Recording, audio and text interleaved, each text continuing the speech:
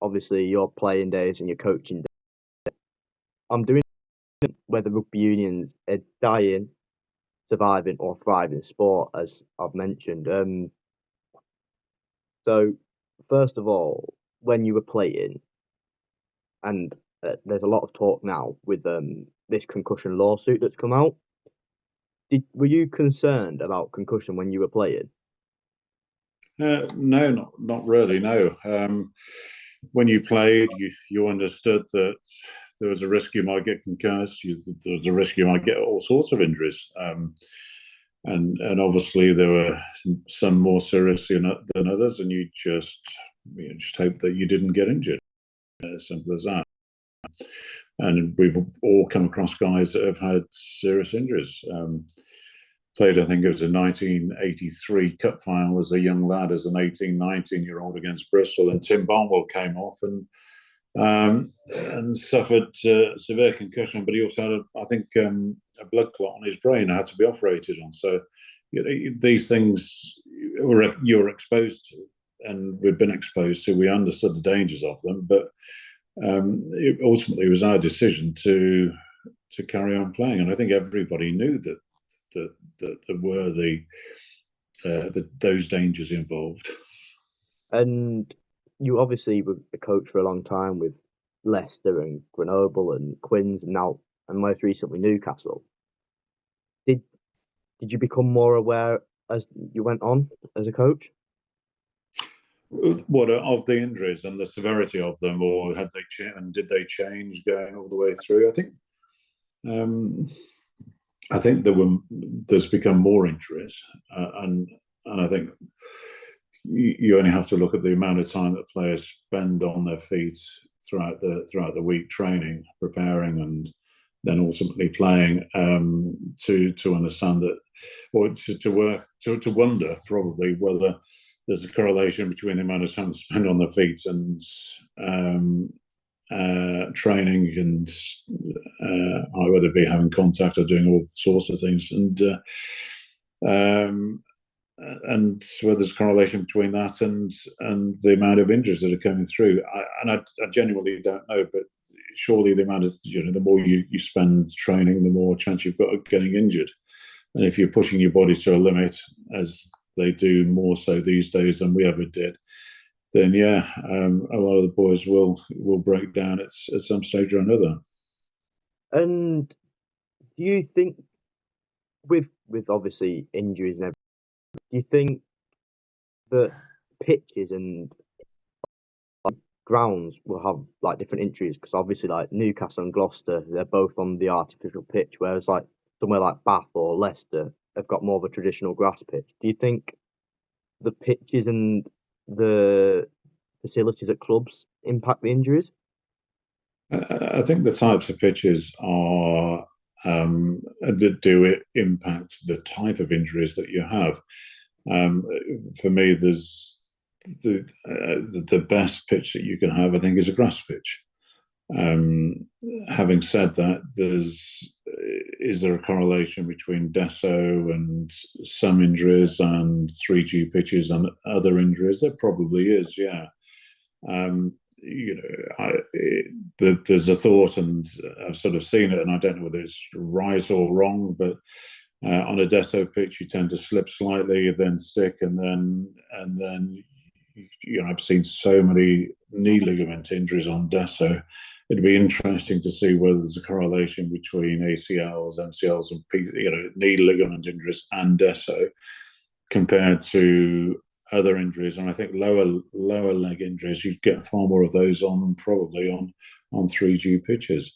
But then with grass pitches, you've got the ability to slide into contact and do all this. So there's all sorts of differing injuries that you'll get, and all sort of different sort of levels as well.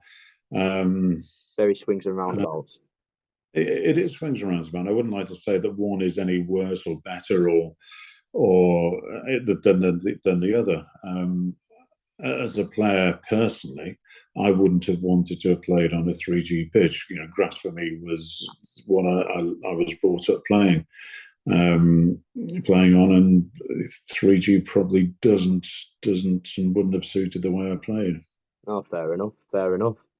And with the English game now, if you compare it to other sports like cricket and football, do you feel that there isn't like a main selling point in the English game? So obviously, you go to the cricket, people will go and watch Joe Root or Ben Stokes, and the football you've got Bellingham and Foden. Do you think English rugby union has that main figurehead at the minute? No, I don't think it does, and it's something that I think is a really good point to make. And it's something that we've spoken about before, that the characters within the sport are being eradicated. People like Marler and guys like him are being stamped down upon. And having said that, Joe probably wouldn't be my choice as the type of character that you want, but certainly you want sometimes the maverick to be out there who will win you a game, but just be slightly different. Um, and I don't think there is that maverick sort of person out there these days in the English game. And I think that the coaches don't. Certainly Eddie Jones didn't like a maverick. Um, I don't know whether Steve does or not, but for the last 5 years, that maverick player just wasn't encouraged to be out there playing for England, which is a real shame. And I think you need mavericks. I think from a crowd's perspective, they love the maverick. Um, the ability to pull something out the hat to win a game. We haven't always got that these days in key positions.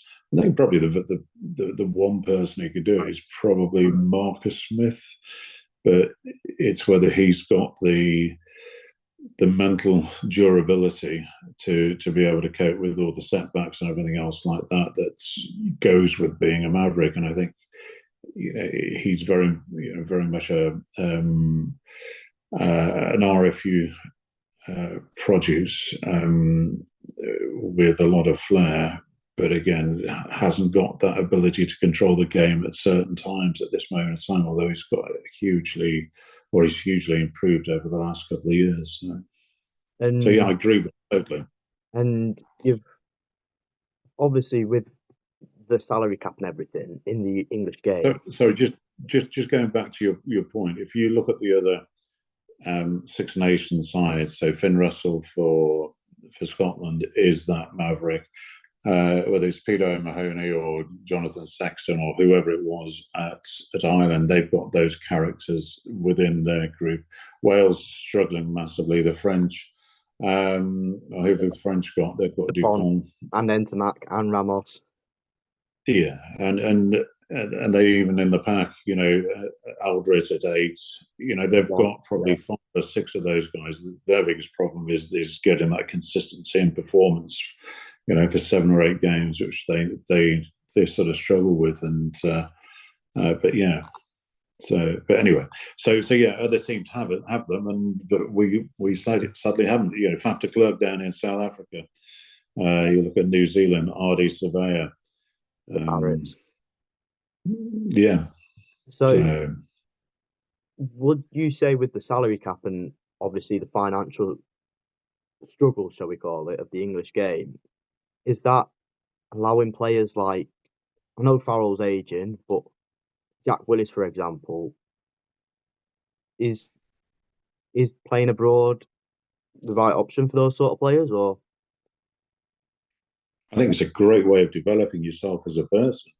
And I think it's a great way of developing your game, being exposed to different cultures, different styles of play, different coaches, being exposed in a way whereby you're more vulnerable than you are at home. We can all sit at home and play and play in a place whereby we know it's comfortable. But to take yourself out of that comfort zone, I think it stretches you as a person. So I think in creating a better person, I actually thought that Johnny Wilkinson played better when he was at Toulon than he did do when he was over in England, for instance. Yeah, I think in terms of development of the player, yeah, I don't think it helps us the fact that we have this. If you play abroad, then the likelihood of you playing for England is zero.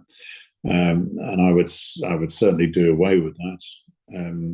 It just may restrict the amount of games that you are available for, and that's all. So would you implement a system like the Welsh where you've got to have like a certain amount of caps to play for England and then you can go abroad? Or would you implement a Not system like necessarily. It may mean that you miss the first game of the Six Nations, but it's purely dependent on the coach's choice. And I think we hamstring ourselves or hamstring ourselves by saying that. I don't think there's need for it at all. and and do you reckon these players such as Farrell and Willis and I know it's a long shot for the Vunipolas, but then you've got Henry Arundel. Do you reckon they'll be in Andy Farrell's Ireland squad if they're not playing for England in the Six Nations, or I don't know whether they'll be in Andy Farrell's Ireland squad. I don't think they can Lions be, can they? Lions Oh, squad? Lions squad. Oh, the Lions squad. Well, yeah. I mean, there's no reason why not. Yeah, and there's absolutely no reason why not. Why exclude somebody just because of that? There's another issue as well. Is what do the contracts say at the clubs that they're at? So Farrell being at Racing, it may be that he's paid an infinitely greater sum of money, but with that goes the sacrifice of playing international rugby. And so there is that. You have to you have to look at it from all sides, really.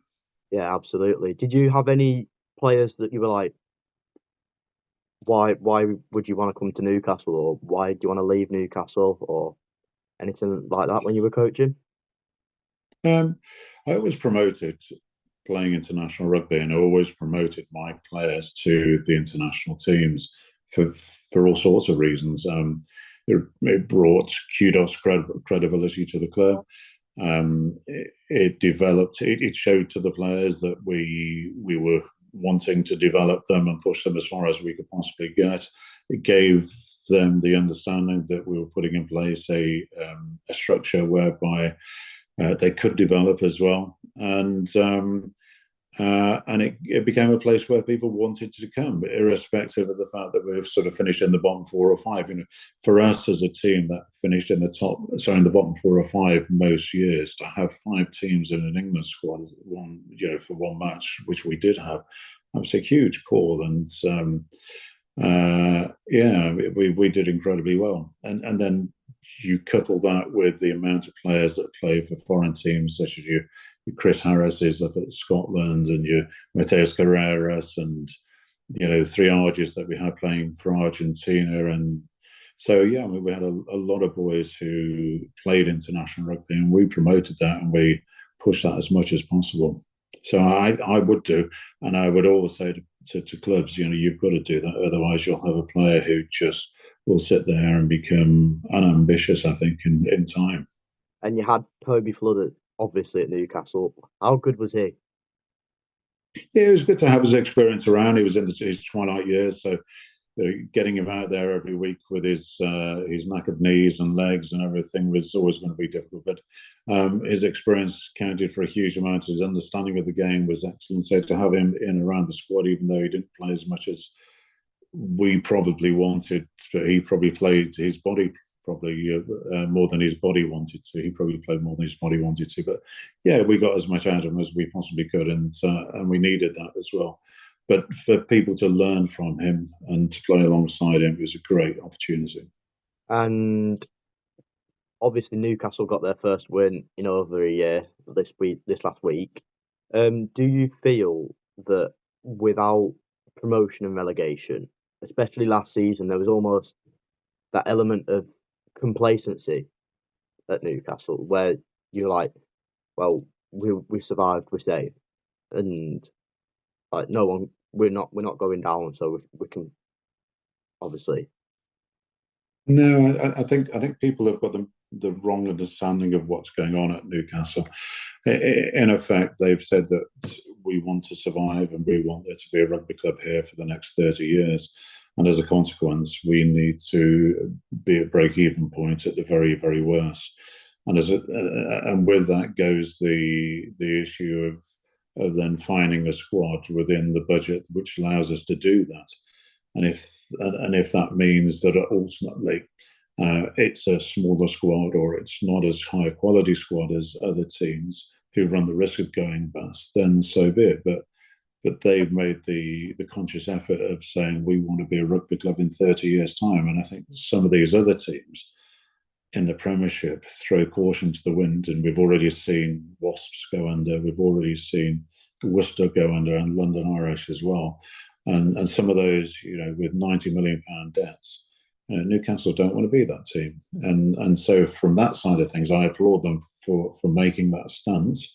And I wish some of the other teams, because you get a good idea as to what some of the other teams are spending or what their spending power is, and how much they're in debt. I wish some of those would follow suit a little bit more. But at the same time, I think there's an onus upon Premier Rugby to generate more income, as there is for the clubs as well, so that the spending power improves. Obviously, generating more incomes and that easier said than done. But when rugby is very much, especially in towns like Gloucester and Northampton and Bath, where it's the main sport in that city or town, do you feel like teams are overselling on their tickets? Because it's cost me as a student, it cost me £34 to go and watch Sale at the beginning of December. It cost me 35 to watch Northampton last season and 30 to watch Gloucester. Would you say that lower the prices get more fans, or keep the prices up and have lower attendances? What would you rather have as a player and as a coach? Two of those teams are genuinely hotbeds of English rugby. Bristol and Gloucester and Northampton. You add to that Bristol, you add to that Leicester, and probably Coventry, who have always been it's always been a hotbed of English rugby over the years, and with a huge number of junior clubs around the area. They're probably the main areas where you'd look and say, yeah, rugby will survive there almost virtually whatever, providing it's managed properly. And then you take into account you've got Northwest London with Wasps, who should have been handled properly but weren't. London Irish, likewise again, and then obviously Quins. Should they sell tickets at cheaper prices to accommodate? I think to accommodate students and to have an understanding as to what the database requires. Yeah, I think so. I mean, if you're saying to me that you can't go to a game because it's too expensive, then they've probably got their pricing wrong. But if they're, especially if they're selling out week in, week out, or they're not, sorry, if they're not selling out week in, week out, then perhaps, yeah. But it's become more and more expensive over the last 3 or 4 years to go to a Premiership games. As some of these Premiership clubs are asking over £100 a game. Yeah. And you've got to ask whether you're getting value for money for those tickets. Yeah, absolutely. And what about internationals? Because I've obviously got Headingley on my doorstep, and there's an England-Samoa test match in Rugby League in 2 weeks on the 2nd of November, and I've got 5 tickets for that. So my family are coming up from Birmingham, coming up to visit me, and we're going to the game. And there's 5 of us, and it cost me the exact same as it would for one adult ticket at Twickenham. Is Twickenham becoming elite? Is it the elitism in rugby? I don't think it's a stadium whereby you can go to now and there's a ticket there for everybody. I do think that it sells out international after international most of the time, and it's all about income generation for them. So whatever you say, they will attempt to generate as much income as they possibly can. What they probably need to do is have a limited number of seats at a certain price and sacrifice, and whether it's on a first come first served or an allocation basis or whatever, but to the general rugby community, there needs to be probably a £30 seat for say 10 at each club. I mean, there's 2,000 clubs on, say 20,000, aren't you? So yeah, it's a lot of money, but it's still a lot of money for the RFU to turn down. It really is. And the worry for me, which is probably the worry for you, is that the true supporter isn't actually getting to see the games, and it's being taken up by all the corporates who aren't probably genuine rugby followers. And there's people like yourself and other genuine rugby followers who are missing out. Having said that, um, I really like watching it on the television. You get a far better view. But I have been to some amazing games over the last few years. I was at the England Scotland draw. I was at the England New Zealand game the other week, and so yeah, I've been to some great games and wouldn't wanted to have missed those. I mean, I've experienced Cardiff, and the atmosphere in Cardiff is, for me, far better. Maybe it's because the Welsh love their rugby more, or like you say, Twickenham's a lot more corporate. But how would you increase an atmosphere at Twickenham? Because it does feel very corporate and very elitist. You can learn a lot from the French, to be honest with you. You go to their home games, even the club home games, and the atmosphere is amazing. So, and I don't know whether they're more lax about people bringing, I think France bringing cockerels in, or whether it's trumpets or whatever into the ground, but they seem to generate in France far more of an atmosphere than we do in England, and Ireland likewise.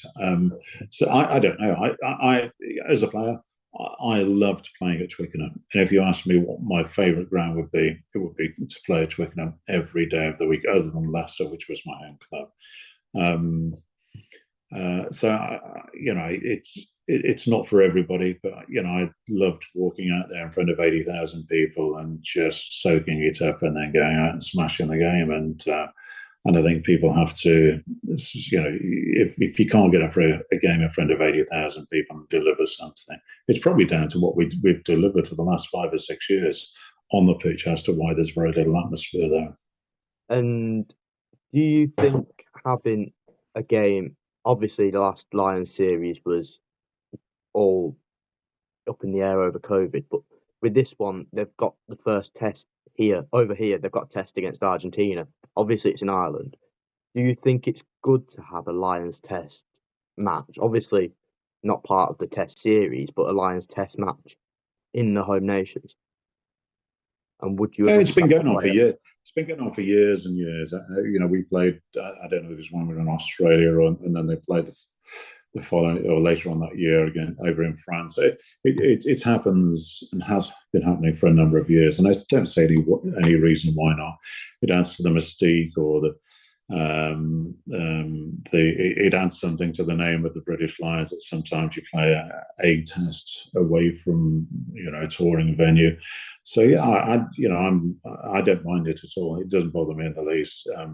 The one thing I would love to make sure is that they never do away with the British Lions shirt, and that they get rid of the tours, because I think they're just amazing things to be involved with.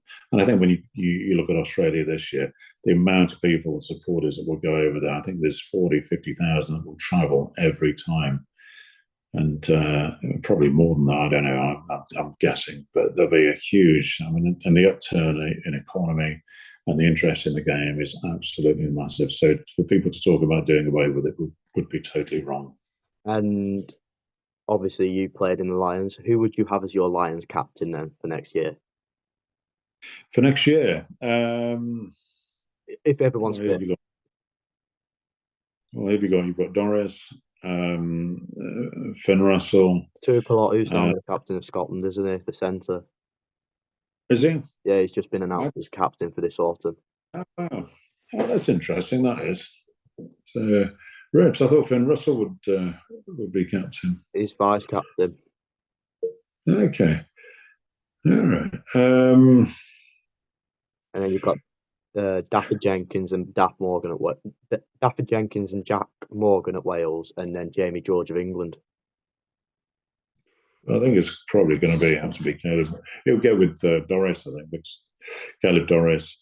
Who's going to be number 8? Who's going to challenge him as well? Ben Earl. Put Ben Earl at 7 or 6.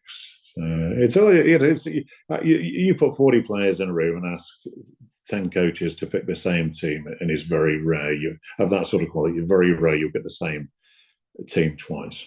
Yeah, absolutely, absolutely. And Uh, uh, but I was probably Ben Earl's biggest critic probably 2 or 3 years ago. I just thought there was a bit flash, but I think he's developed so much in the last 2 years. I think it's come on leaps and bounds. I think he's great actually. And you put him alongside the lad from the back row boy from Quins. Don Brandt? So, no, Don not Brandt. Don Brandt. No, not Don Brandt. The Cunningham South. Is it? Oh yeah, yeah, Chandler Cunningham South. Yeah, is that the black lad? Yeah, Yeah, I think he's brilliant. So he will be one of these mavericks that's. So it's just come. So I think he'll be good for the sport, providing we can get him to understand the game, and but he'll be good. So there's him, Doris, and open sides. There's loads of open sides, isn't there? we're going to see Dean Richardson as Lions shirt again. Yeah, right. Yeah. Did you know the odd thing is I love the fact that all these boys now are announcing the fact that they've retired from either international rugby or from playing rugby full stop. I never ever gave up the opportunity to play for my country, so I've never ever announced that I've retired. And I think when Eddie was going through a bit of a rough spell, I felt like dropping a text saying, "Look, Eddie, I may be 58, but I'm still available." I mean, drop Steve a text. Yeah, I wouldn't do that to Steve. So, I don't understand why people sort of do that. The opportunity to play international rugby, and if somebody picks you, that's their choice, and there has to be a realistic approach done to the selection.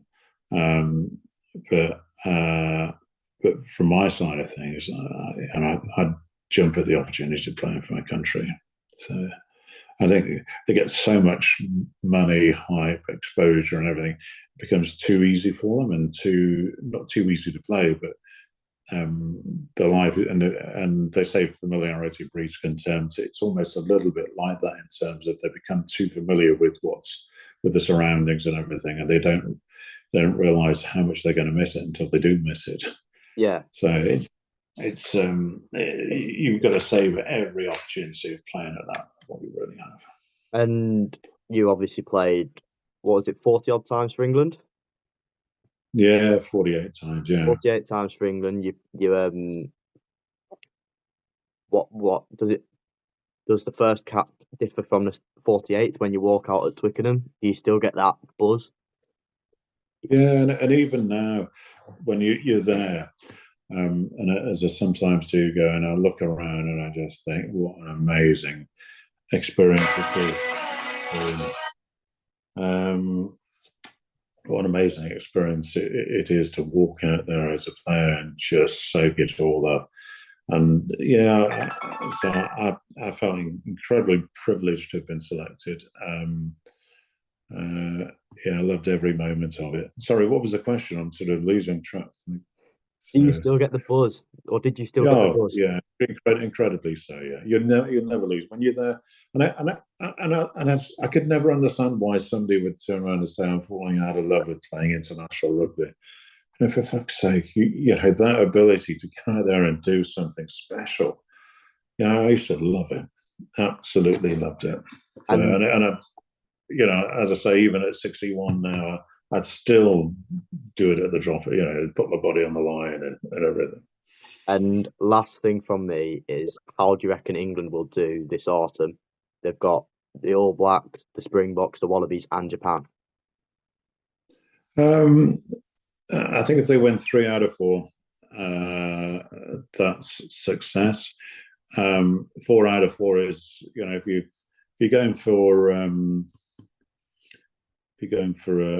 school book marking sort of type approach, I think 4 out of 4 is outstanding. 3 out of 4 is a success. 2 out of 4 is just okay, and 1 out of 4 is unacceptable. All right, thank you very much, Dean, and enjoy the I rest of your I day. think they have the potential to be 3 out of 4. 4 out of 4 against teams like that is really difficult, and I think that unless they produce the goods, they could just be 1 out of 4, which you wouldn't want them to be. Not at So all. Not at all. Well, thank you very much, Dean, and enjoy the rest of your day. yeah, all right, lovely. Thank you. Good.